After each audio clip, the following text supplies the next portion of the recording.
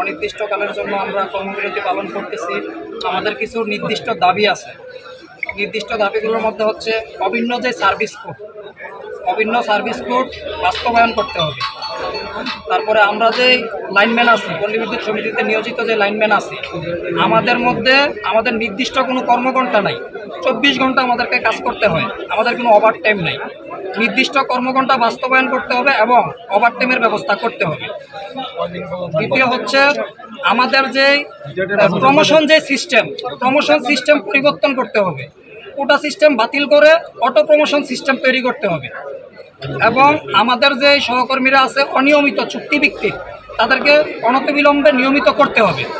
এবং আপনি খেয়াল করেন, পল্লী বিদ্যুতের জন্মলগ্ন থেকে একটা অভিযোগ কেন্দ্রে গ্রাহক সংখ্যা ছিল 3000, লাইনম্যান ছিলাম আমরা 4 জন। এখন একটা অভিযোগ কেন্দ্রে গ্রাহক সংখ্যা হচ্ছে 15 থেকে 20,000।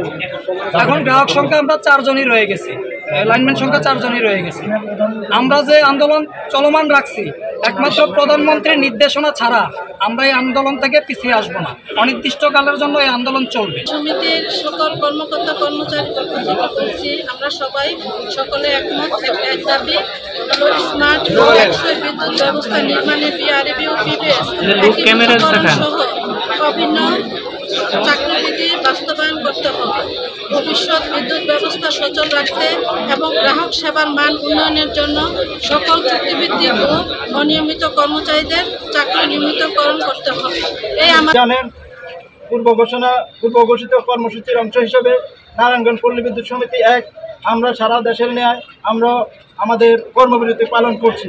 আমাদের এই কর্মবিরতি পালন করার উদ্দেশ্য হচ্ছে, আমরা যারা চুক্তিভিত্তিক কর্মকর্তা কর্মচারী আছি, তাদের চুক্তির নিয়মিতকরণ এবং বিআরবি এবং পল্লী বিদ্যুৎ সমিতিগুলোর মধ্যে যে বৈষম্যমূলক একটা সার্ভিস কোড, এই সার্ভিস কোড এক এবং অভিন্ন করার জন্য আমাদের এই আজকের আন্দোলন। আমরা আশা করছি আপনাদের মাধ্যমে বিআরবিকে আমরা আপনাদের মাধ্যমে এই কথাটা জানিয়ে দিতে চাই।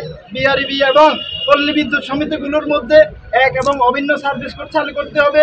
আমরা যারা মিটার রিডার মেসেঞ্জার সহ যারা কাজ নাই, মজুরি নাই, লাইন শ্রমিক, যারা অনিয়মিত কর্মকর্তা কর্মচারী আছি, তাদেরকে নিয়মিত করা আমাদের প্রধান দাবি।